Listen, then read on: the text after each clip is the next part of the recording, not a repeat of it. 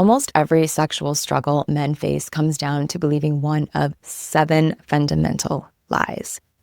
These aren't small misconceptions. These are deep-held beliefs that are totally killing your sex life, your confidence, and your romantic relationships.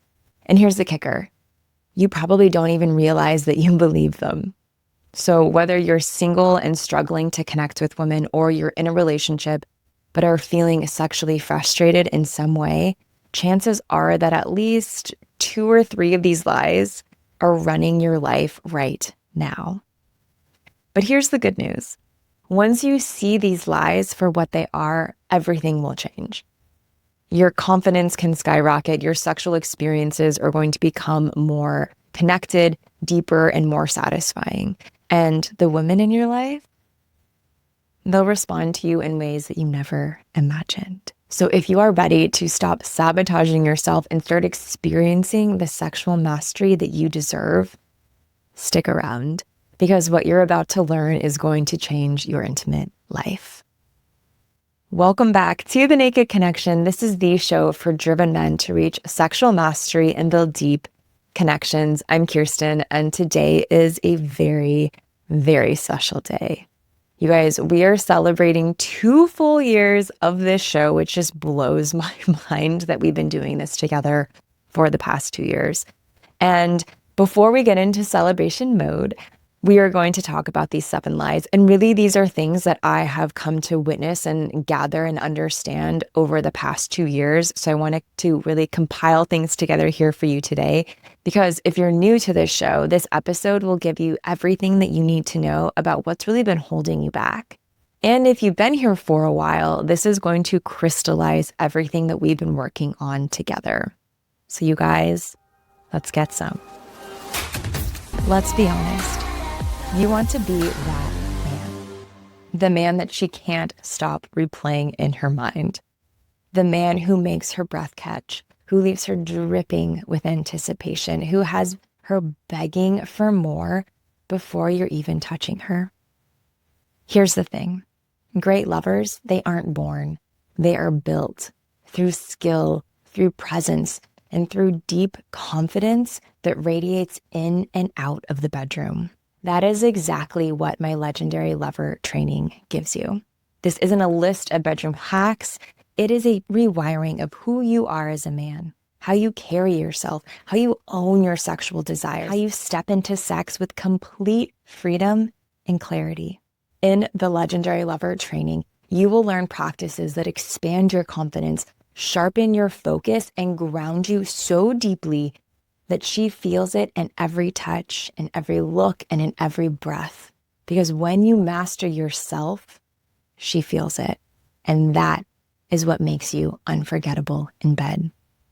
I have led countless men through this training and through these practices, and they have walked out completely changed, more confident, more commanding, and more sexually magnetic. And right now, because I'm launching this for the first time, you are going to get in at a discount that I will never run again. So head on over to thenakedconnection.com/lover, LOVER, before this discount disappears. Don't just be good in bed. Be legendary. All right, lie number 1. If I learn all the right moves, I'll be a great lover. This one is everywhere. Guys get obsessed with technique.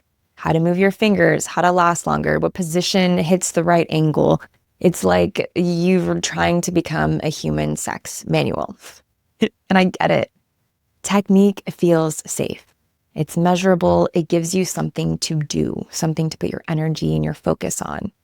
But great sex isn't about memorizing steps. It's not a checklist. It's ultimately about presence. I have heard so many women say, he did all the right things, but I felt like he wasn't even there. Like having sex with a very polite robot. And here's the thing. Yes, 100% technique matters, but it's maybe 20% of the equation. The other 80% is connection. It's curiosity. It's reading her energy, being tuned in and tuned on by her specifically. And when your technique serves the moment instead of trying to control it, that is when sex becomes unforgettable. Lie number 2, I have to be more alpha to get women. Most guys think that they need to be more dominant, more mysterious, more detached, whatever the internet or some dating coach told you to be in order to get women.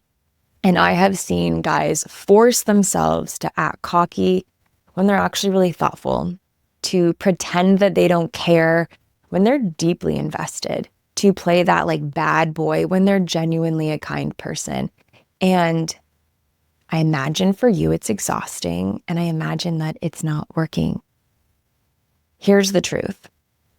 Your edge doesn't come from acting like someone else. It actually comes from owning who you already are. Your weird quirks, your depth, your way of seeing the world, that is what makes you magnetic.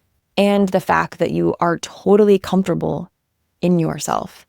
Someone who is truly who they are and so comfortable with who that person is, those are the people that suck people in towards them. And if any of you remember the movie Hitch, I think this is a perfect example. If you haven't seen it, watch the trailer and you'll understand. But there's this quirky guy in the movie, and he gets this amazing, beautiful woman to fall in love with him. Not because of the techniques and like the persona that his matchmaker, who happens to be Will Smith, teaches him to be, but because of the reality of who he really was.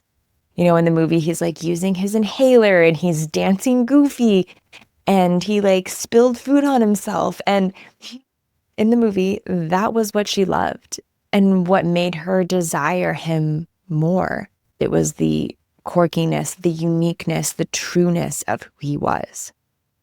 There was a recent study done that found that authenticity is the number one emotion that people connect with the most. Women aren't turned on by perfect impressions of masculinity alone. Women are drawn to presence, to realness, to embodied confidence. And that does not come from pretending to be something that you aren't. When you stop performing and actually show up as yourself, that is when the right woman will take notice of you. Lie number 3 is, if I can't make her come, I am not a real man. So many guys tie their entire sense of worth and their entire sense of really being a sexual being to whether or not they can make a woman orgasm during sex. They treat every sexual experience like a pass or fail test of their manhood. Here's what happens. The more pressure that you put on yourself to perform, the less you can actually connect. She's going to feel that anxiety, and then she starts worrying about your ego instead of her pleasure. And nobody enjoys that. And this is oftentimes where like women will fake it because they're like, oh, if I don't give him this, he's going to feel like shit about himself. Not a place that you want to be. Not a place that she wants to be. No one wants to be there. And here's the thing is that your value is not measured in orgasms or hardness or how long you last. You are a man, not a machine. And when you stop trying to prove something in bed and start paying attention, really being there with her, everything can shift. Ironically, she's way more likely to orgasm when you're not making it about you. So let go of that pressure. Show up with presence. That's what great lovers do. Lie number 4, women just don't want sex as much as guys do. You've probably believed this since high school. Guys are just hornier than girls. And because of that belief, maybe you've lowered your bar. Maybe you stopped trying to turn her on in a meaningful way. Maybe you assume she's just not that sexual, right? But here's what I can tell you from real experience is that most women are wildly sexual. They're just turned on differently than you do. Her arousal likely isn't this quick visual stimulation. It's contextual. It's emotional. She needs to feel safe, seen, and wanted in a specific way. And when you understand her turn on, not yours projected onto her, you can unlock an entire dimension of sexual intensity. So I've seen women go from, I'm just not that into sex, to, I can't get enough of this, when a man begins to understand how to meet them in their, not force them into his. A lot of this comes down to spontaneous versus responsive arousal. So if this is hitting a mark for you, look into that a little bit. I have some incredible episodes from the past, basically on every single one of these lies. But go ahead and feed through that and look at arousal differences and sexual desire differences, because there's a lot within that for you. It's not that she doesn't want sex. Most women are actually quite sexual. It's that the type of sex or the way that sex is being introduced or invited or put on the table isn't meeting her where she's at. Lie number 5 is, if I were confident, I wouldn't feel this insecure. Often we assume that confident men never second guess themselves. That if you were really good in bed, that you would never feel nervous, that you'd always know exactly what to do. So when you feel uncertain, especially with a new partner, you pretend. You perform confidence that you don't really feel. But the truth is, real confidence can coexist with uncertainty. The men who are amazing in bed, they're not perfect. They're present. They ask questions. They stay curious. They say things like, show me what you like. And you know what? Women love that, because it means that you care. And it means that the confidence that you do show is true and real. It's not armor. Pretending kills connection. Curiosity, that builds it. Lie number 6 is, I should always be horny, and if not, there is something wrong with me. Many of you have been sold some kind of idea that real men are supposed to want sex all the time. That you should be able to get hard instantly, on command, no matter what's happening in your life. So when your desire drops, or maybe your erection doesn't show up, you panic. You're like, who am I? What am I? What's wrong? You think something's wrong with you, right? But the truth is that your sexuality also has rhythms. It has seasons. It has natural waves. And like your partner's, stress, lack of sleep, relationship tension, hormones, life, medication, all of that impacts your desire. So when you stop judging your sexual energy and start listening to it, everything works smoother. You can stop forcing it. You can start flowing it. And that confidence that we just talked about, that confidence is going to rise, my friend, just like your erection probably is.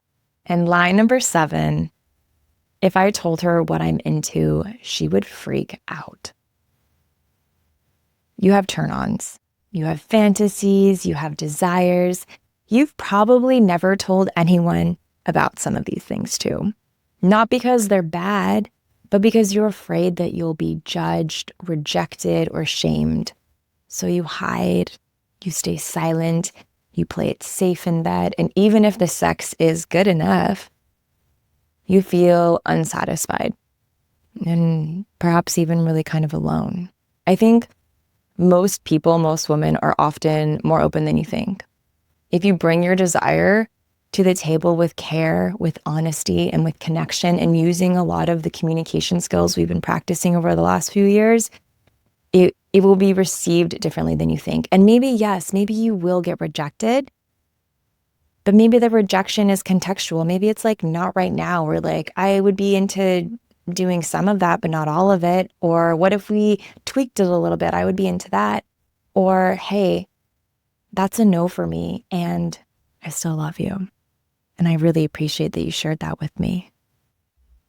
The options become more possible when you learn how to communicate them. And also it's that element of like, would you rather spend your time not being truthful and being loved for something that you're not, compared to being honest and yes, taking a risk that you might lose somebody or someone might look at you a little bit differently, but that's who you really are. That's the truth of you. I think you might be shocked by the responses that you might get. How, well, someone might say yes. Sometimes even with relief because you shared something they probably have been hiding things too. And maybe they would bring that to you in return. When you own your sexual truth with integrity, you stop having sex that feels fake and you start having sex that actually feeds you. Okay, so there you are. Those are the 7 lies that have been sabotaging your sex life, likely for generations. And guys, after 2 years of this show where thousands of you turn in every single week, I can tell you this. The men who break free from lies don't just have better sex, they have better lives. And I know we just very, very briefly touched on these 7 lies, but there is so much more depth and content and context on each of them that has really been shown in the last 2 years of episodes here on the channel. So if you are curious about one, go ahead and do a search. Look for a topic that we just talked about and dive into another episode that goes more detailed in depth on it. It is so hard to believe that it has been 2 years since I started The Naked Connection with you. When I launched the show, I had no idea it would grow into this incredible space for men committed to sexual mastery and deep connections. I will be honest, when I first started this, I was really nervous. Here I am, a woman talking to men about their intimate struggles. I wondered if you would trust me, if this would work. Would I get shadow banned daily from the internet? Like, so many fears were coming up, but what really happened has blown my mind. You showed up, you tuned in, you listened, and not only that, but you have applied what you've learned here. You shared your victories and your setbacks with me, and you created this space where truth and growth aren't just accepted, but they're celebrated. Over these past few years, we have covered so many things, from lasting longer in bed to looking at masculine archetypes. We've talked about seduction with integrity, about supporting making a woman feel safe so that she can open sexually to you. We've talked about understanding female arousal on deeper levels and like so much more that doesn't even scratch the surface. But you know what the real magic has been? For me, at least, it has been witnessing the transformation. I get messages from listeners who have gone from feeling sexually insecure to becoming confident lovers, men who have saved their marriages by applying what they've learned here. You know, I've connected with single guys who have shared that they have attracted their dream partners by becoming more authentically themselves. And as someone who forces herself to get out of bed at 6 a.m., with a beautiful cup of coffee in my hand, preparing to help men navigate their most intimate challenges, I can tell you that this work never gets old because you never stop surprising me with your courage to grow. And as we head into year 3, I am more excited than ever about what we're building together. We're not just changing individual sex lives, we are changing how men show up in the world. We are creating a collective of men who understand the true masculine power comes from authenticity, not performance, that real confidence includes being honest and truthful, that great lovers are made through curiosity and care, not just technique alone.